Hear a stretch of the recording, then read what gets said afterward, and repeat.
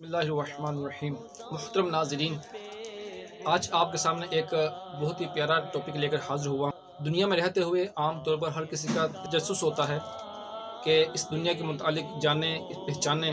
دنیا میں سب سے پہلا پہاڑ کون سا پیدا کیا گیا، آج انشاءاللہ ہم اس کے متعلق سنیں گے۔ سننے سے پہلے ہمارے چینل کو سبسکرائب کیجئے اور بیل کے بٹن کو دبا دیجئے تاکہ آپ کو مزید معلوماتی ویڈیوز مل سکیں۔ مکہ مکرمہ زادہ اللہ شرف و تعظیمہ میں مسجد الحرام شریف کے باہر یہ بہت بڑا پہاڑ واقع ہے جس کا نام ہے جبل ابو قبیس۔ مسجد الحرام کے کئی دروازے بالخصوص باب بلال اس پہاڑ کے پاس کھلتا ہے۔ یہ ایک تاریخی پہاڑ ہے۔ اسی پہاڑ پر کھڑے ہو کر ہمارے آقا صلی اللہ تعالیٰ علیہ وآلہ وسلم کا جو بہت مشہور معجزہ ہے، چاند کو دو ٹکڑے کرنے والا، وہ معجزہ اسی پہاڑ پر کھڑے ہو کر سرکار صلی اللہ تعالیٰ علیہ وآلہ وسلم نے دکھایا تھا۔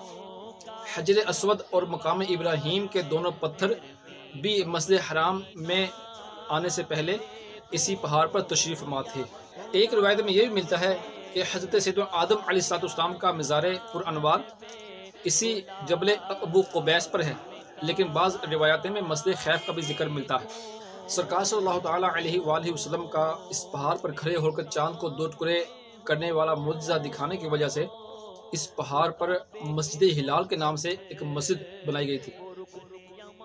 پہلے وہاں پہ لوگ جاتے، وضو بھی کرتے، نمازیں بھی پڑھتے، لیکن ایک مرتبہ حج کے موقع پر اس پہاڑ میں دھماکہ ہوا جس کی وجہ سے کئی لوگ شہید ہو گئے۔ اس کے بعد اس جگہ پہ لوگوں کا جانا ممنوع قرار دے دیا گیا اور اس پہاڑ کو بند کر دیا گیا، لہٰذا اب اس پہاڑ پر جانا ممکن نہیں ہے۔